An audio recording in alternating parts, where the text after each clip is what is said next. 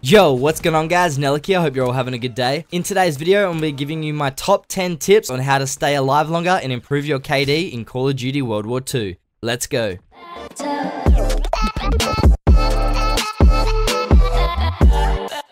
Alright guys, so these tips are in no particular order, but they are all very important. Alright, so starting off with number one, we have classes. Classes are vital within Call of Duty World War II as there are guns, basic trainings, even lethals that are just better than others. So, what I want you guys to do is determine what type of gun you like. If you're an assault rifle player, if you're a subby player, LMG, sniper, whatever. Once you've found a gun that you like, I want you to go ahead, go to YouTube, and type in that gun. So say for example, we like the MP40. I want you to type in MP40 best class setup, Call of Duty World War II. You will have a bunch of different videos pop up. Usually, the videos on the very first page are the best ones.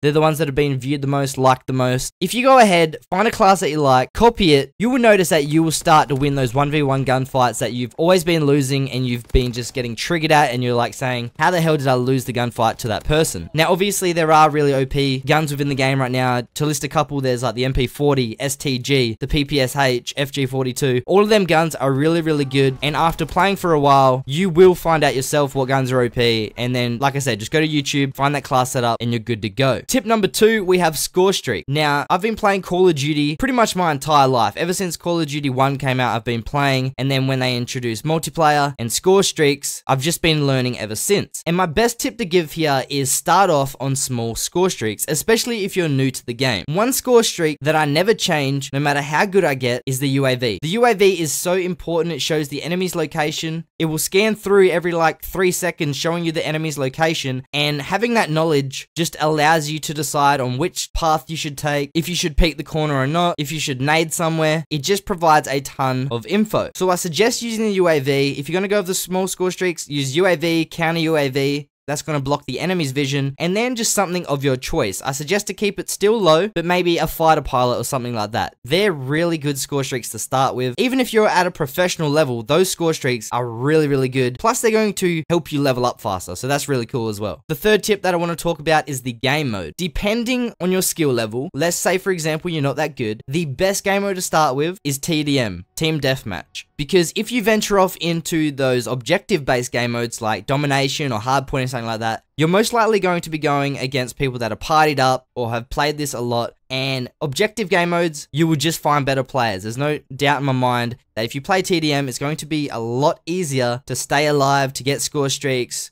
and just have fun in general. So that's all I want to talk about for game modes. Just be wary. If you're not that good, play TDM. I'm not saying don't play Domination, but to learn and get better, start with TDM. It's key. Tip number 4 is choosing the right gun for the right map. Now, nearly every single map within the game is assault rifle or submachine friendly. But when it comes to sniper rifles, shotguns, and LMGs, you have to use that weapon on the right map. Now, you may be really good and you may be able to play on the biggest map, the most open map, and still use a shotgun and get a few decent kills. But as someone who is watching this video who isn't really good and wants to stay alive longer, improve their KD, use the right gun for the right map. If you know this map has a lot of open areas or pathways that are very, very long, and if you use a subby, you're going to struggle to kill that person. But if you use the assault rifle, you'd probably kill him in 2 or 3 bullets. So just things like that you got to keep in mind. Close range maps, use those SMGs, use those shotguns. When we open up, we can expand to the assault rifles, the LMGs, and then on those massive maps, one for example, Gustav Cannon, I hate that map, but it is so sniper friendly. It's not funny. So always thinking about what type of gun you should use for the right map will definitely help you with staying alive. So moving on to our 5th tip, we're halfway now. The 5th tip is map awareness. We've talked about score streaks, we've talked about the UAV and the counter UAV. They're going to help immensely once you have got them and activated them. Looking up at your map and seeing where the enemy is constantly will make you a better player 1000%. If you don't use your radar, you're missing out on potential kills, and you're most likely going to die from someone that's really close, in which you could have killed them easily if you just looked up at your radar. So when our UAVs are up, or the teammate's UAV is up, get used to looking up at that radar and just knowing where he is on the map. It's probably one of my strongest suits within Call of Duty, and that's the way I can always get a really high KD, even them nukes. So just start to look up at that radar, and within no time you'll see yourself improving. The sixth tip that I'm going to talk about is stick to the outsides of the map. Now, as an experienced player, I can feel comfortable with sometimes running through the middle of the map. But if you're a beginner or intermediate, even if you are professional, sticking to the outside of the map is a really good thing to do. The reason why, it prevents you from getting shot in the back and whatever direction the corner of the map is on. So, say for example, we're sticking to the outsides of the map on the left side, we know for a fact we're not going to get shot from our left, and we know for a fact we won't get shot in the back because our teammates are there. So all you have to worry about is in front of you and to your right. And with doing that with the UAV, you will start to increase that KD and get them score streaks really easily. Now, if you want to be risky and run through the center of the map, do so for maybe 1 or 2 kills, but then retreat back to the outsides of the map. It's a great way for moving around, switching enemy spawns, and just improving that KD, which is the main topic for this video. Tip number 7 is baiting teammates.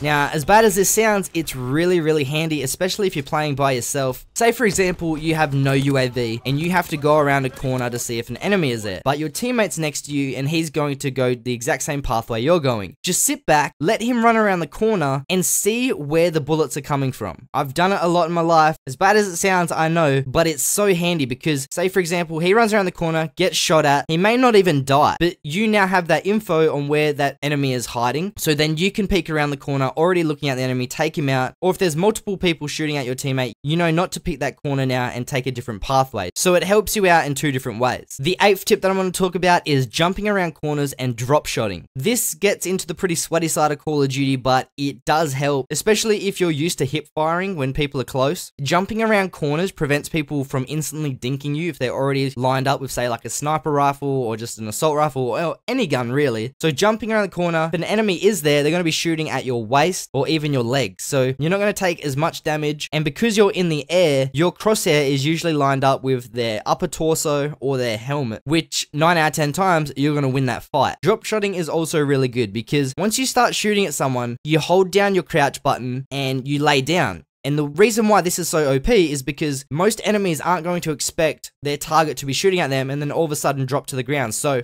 yeah, their first few bullets will hit you, but then once you've laid down, all their bullets are going to miss, yours will still be connecting, and there you go, you won the gunfight. So those 2 techniques are really handy, and just another way of winning those gunfights, staying alive longer, improving your KD. Moving on to our second last tip, we have partying up. Now, partying up with your friends or just other people that you've met online is a great way of staying alive. The reason why is because if you guys have microphones or you're used to each other's playstyle, you will know if your teammate has your back or if they don't, where a potential enemy is that you have not even seen yet. Just a whole bunch of info can come from your teammates, and they can save your life in situations where you are done for. Pretty simple tip, but really handy. Now moving on to our final tip, it's the firing range. There is a firing range within Call of Duty World War II, it's in the headquarters, and this is where we can practice with all our weapons. Now, there's 2 different ways you can use the firing range. One is obviously trying out the class you've just made to see if you like it or not, but the other way to use the firing range is as a warm-up. So if you're pretty serious of keeping a high KD or staying alive, go into the firing range for 5 to 10 minutes before you start playing your first game of the day and just practice aiming at targets. You can jump around and then quickly try and hit a target. You can practice your quick scoping. Whatever you want to do to just try and get your aim on point before you play that first game, do it in the firing range. I myself don't use the firing range as much as I should,